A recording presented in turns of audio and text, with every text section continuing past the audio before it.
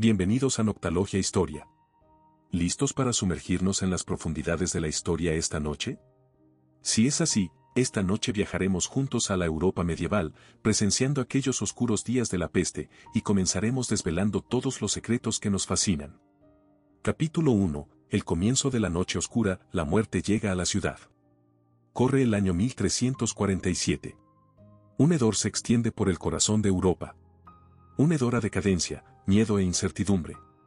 Una pequeña ciudad portuaria despierta entre la bruma matutina.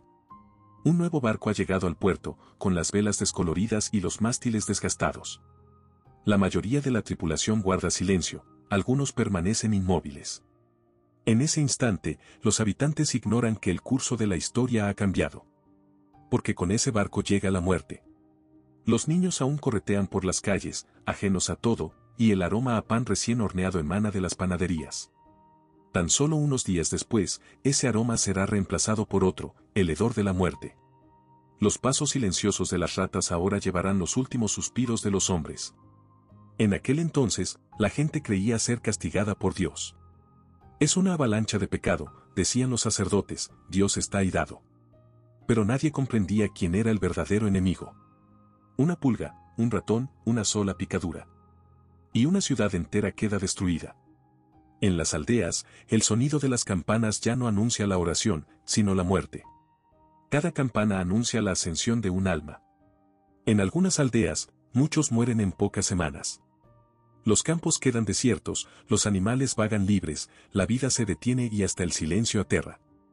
¿Y tú? Imagínate en esa época. Eres uno de los jóvenes que viven en una de esas aldeas, quizá un herrero, un pastor o un jornalero. Una mañana, te despiertas y encuentras a tu madre tosiendo. Han aparecido marcas negras en su piel. La gente las llama, señales de Dios, pero tú sabes la verdad, en realidad es el principio del fin. Todos en la aldea comienzan a evitarse. Nadie toca, abraza ni habla con nadie.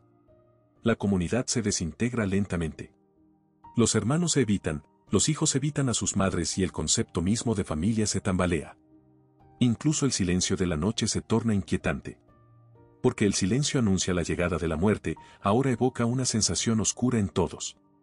La puerta de una iglesia se abre y aparece un sacerdote con una cruz en la mano. Pero él también tiene miedo, incluso mientras reza, le tiemblan las manos. La peste negra enferma a la gente no solo en cuerpo, sino también en alma. Ya nadie espera el amanecer, nadie tiene esperanza. Ni siquiera el amanecer es esperanza, solo el dolor de un día que está a punto de comenzar. Y tú estás en el centro de este mundo. La muerte a un lado, el silencio de Dios al otro, y la desesperación a tu alrededor. ¿En qué buscas refugio? ¿Rezas o huyes? La peste negra no es simplemente una enfermedad, es un periodo de desesperación, un periodo en el que la humanidad sucumbe al miedo. Y estos días oscuros cambiarán el destino de Europa durante siglos. Capítulo 2. Fe, miedo y el precio del pecado.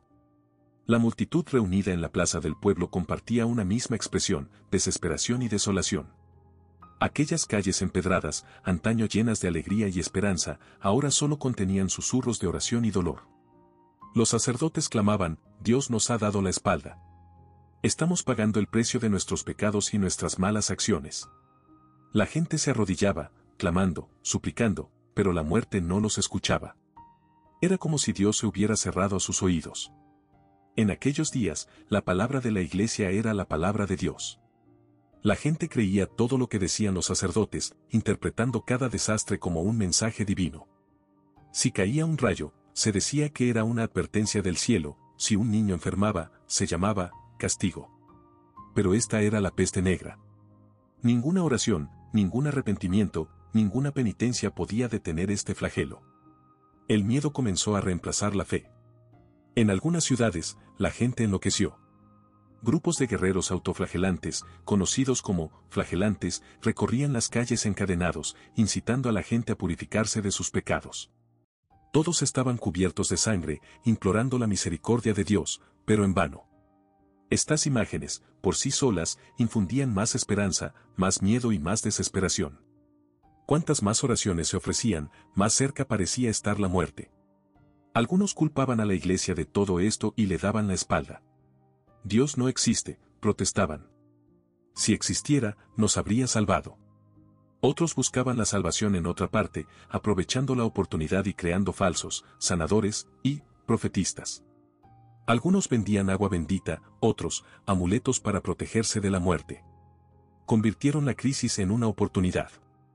La gente se sentía confundida sobre qué creer, qué pensar. El miedo se convirtió en un negocio. Una tarde, tú, uno de los jóvenes del pueblo, quizá tú mismo, te colaste en la iglesia. Con una vela parpadeante en la mano, la cabeza gacha, quisiste preguntarle a Dios, ¿por qué nos has abandonado? Pero no hubo respuesta. Solo el sonido del viento entre los muros de piedra. Pero ese rugido parecía susurrarte algo, quizás esto no sea un castigo, sino una prueba. Al salir, el cielo ardía y el mundo parecía estar en llamas. La gente, al ver ese color, se inclinaba temerosa y gritaba, ha llegado el último día. Pero tú te detenías y contemplabas. ¿Acaso ese cielo rojo anunciaba no el fin, sino el renacimiento de la humanidad? Quizás la peste negra no fue solo muerte.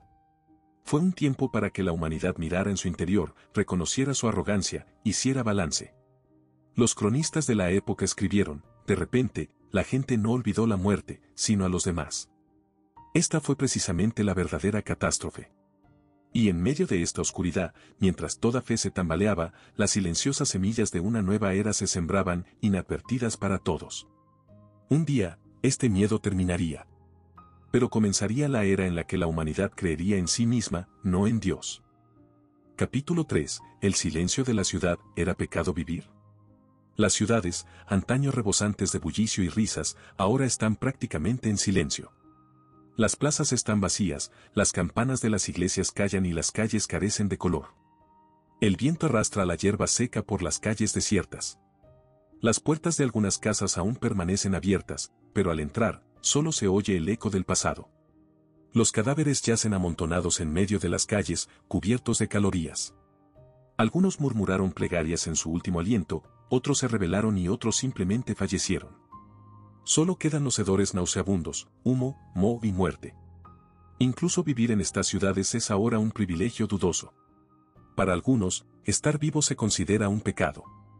¿Por qué Dios lo eligió a él y no a mí?, se preguntan, y comienzan a excluirlos. La culpa se ha convertido en una carga más pesada que el miedo. Cuando ves morir ante tus ojos a un amigo, un hermano, un vecino, la vida deja de ser un milagro para convertirse en un castigo, y te sientes psicológicamente culpable. El comercio se ha paralizado, los campos se han secado, nadie se acerca a los pozos, nadie compra en el mercado y, a medida que la gente se dispersa, el hambre se extiende. Algunos se purifican despojando y quemando a los muertos, mientras que otros abandonan las ciudades para ir a tierras olvidadas de Dios. Pero escapar de la peste negra es imposible. Porque la muerte, como el viento, te encuentra sin siquiera saber tu nombre. Ahora, imagina que has vuelto a aquellos días, llevas días sin hablar con nadie, no has comido una comida decente, estás cansado y solo caminas tras un perro que ha huido asustado. Tienes suerte porque encuentras unas hogazas de pan seco al pie de un muro. Antes de comer, miras a tu alrededor, porque las reglas han cambiado, compartir no es la solución, esconderse es la forma de sobrevivir. En aquellos días, la gente había perdido su humanidad. Una época en la que una madre deja a su hijo en la iglesia y huye, en la que un hermano ni siquiera se atreve a enterrar a su hermano, lo evita. Y sin embargo, a veces, en los momentos más oscuros, alguien aparece como una luz de esperanza.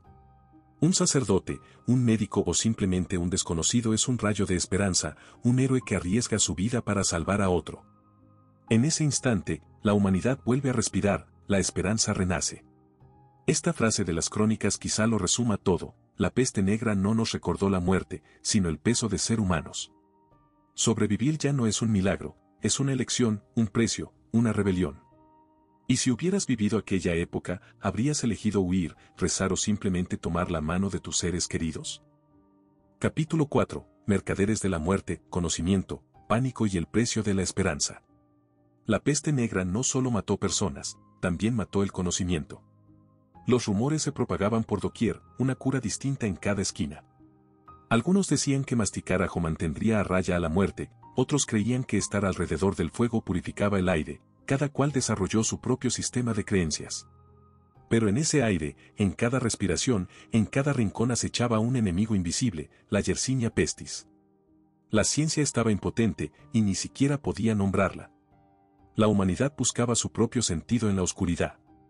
En aquel entonces, los médicos usaban máscaras de nariz larga rellenas de hierbas, vinagre y lavanda, no las máscaras que conocemos.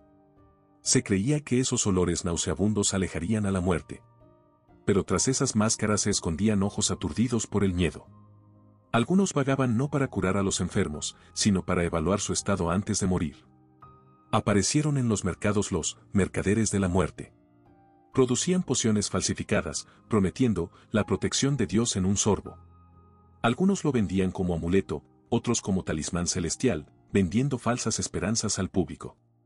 La gente intercambiaba su oro y sus reliquias familiares por esas esperanzas. Porque con la muerte no se puede negociar, pero con la esperanza sí. La información era escasa, pero los rumores no tenían fin.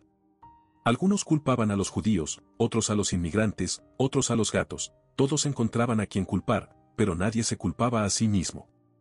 En algunas ciudades, la gente enloqueció, creyó en esos rumores y linchó a inocentes. El miedo crecía ahora no solo con la muerte, sino también con la violencia humana. Todo se había convertido en una amenaza, una mirada, una piedra, cualquier objeto.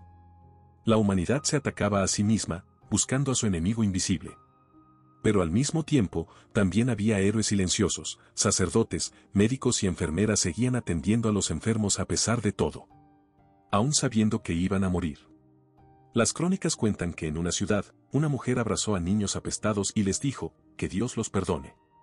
El nombre de aquella mujer permanece desconocido, pero en aquel instante se convirtió en una heroína, dejando un faro de humanidad que trascendió todas las épocas. Había escasez de información, abundaban los rumores, pero la compasión y la esperanza seguían vivas. Esa compasión sentaría las bases de la ciencia, la medicina y la conciencia que un día revitalizarían a la humanidad. Porque incluso en aquella oscuridad, la gente aprendió esto: Dios podía guardar silencio, pero las personas podían ser luz y esperanza las unas para las otras. Capítulo 5. La humanidad resurgiendo de las cenizas, el comienzo de una nueva era. Pasaron los años. El oscuro aliento de la peste negra finalmente comenzó a disiparse, y la luz al final del túnel empezó a vislumbrarse. Años después, el canto de los pájaros volvió a oírse en las ciudades, pero bajo esos sonidos, un vacío aún parecía resonar. Porque la muerte no solo se había llevado a las personas, sino también a épocas enteras, culturas y todo un vasto conocimiento acumulado. Bibliotecas, monasterios, aldeas, linajes, saber y mucho más. El espíritu de una era se había desvanecido silenciosamente en la tierra, indefenso. Entre las ruinas, los supervivientes comprendieron algo: nada volvería a ser igual. El poder de la iglesia se había tambaleado, y la mirada de la gente era distinta, llena de interrogantes. Si Dios no nos protege, quizá podamos salvarnos con nuestra propia sabiduría, y solo nosotros podemos salvarnos. Ese pensamiento fue la chispa inicial de una iluminación, un despertar que siglos después se conocería como el Renacimiento. La gente empezó a preguntarse: ¿por qué enfermamos? ¿Cómo se propaga? ¿Qué podemos hacer para detenerla? Estas preguntas surgieron no del miedo, sino de la curiosidad. Por primera vez en la historia de la humanidad, el conocimiento, no el miedo, abrió la puerta a la salvación. La medicina renació, la ciencia avanzó paso a paso y la gente aprendió a cuestionar su propio destino, sus creencias y tabúes. A pesar de todo, las huellas de la peste negra estaban por todas partes. Casi la mitad de la población europea había sido aniquilada. Los campos estaban vacíos, las ciudades silenciosas, pero la tierra era fértil. A pesar de todas las penurias, la gente fue la primera en aprovecharla. A medida que escaseaban las manos trabajadoras, aumentaba el valor de las que quedaban. El sistema esclavista se debilitó y los campesinos exigieron más derechos. La sociedad se estaba transformando. Quizás solo un virus, una pulga y unos pocos ratones habían alcanzado una iluminación que nadie más se atrevería a intentar. El resultado fue una de las mayores transformaciones sociales de la historia. Si hubieras vivido en aquella época, quizá habrías presenciado el inicio de esta nueva era. Quien antes no tenía más remedio que rezar, ahora comprende el poder de cuestionar, reflexionar, criticar y pensar. Era como si la humanidad renaciera. Ya no se oía a Dios desde el cielo, sino desde las mentes y los corazones. El miedo ya no reinaba, sino la curiosidad y la esperanza. Tras la peste negra, el mundo quizá estuviera más limpio, pero también más silencioso. A pesar de todo, de aquel silencio surgió una nueva melodía, el renacimiento de la humanidad. Y quizá aquella época nos enseñó esto: por muy oscura que sea la oscuridad, siempre hay una luz interior. A veces tan pequeña como una vela, pero lo suficientemente poderosa como para hacernos olvidar toda la oscuridad. Debemos perseguir siempre esa luz. Que descanses bien.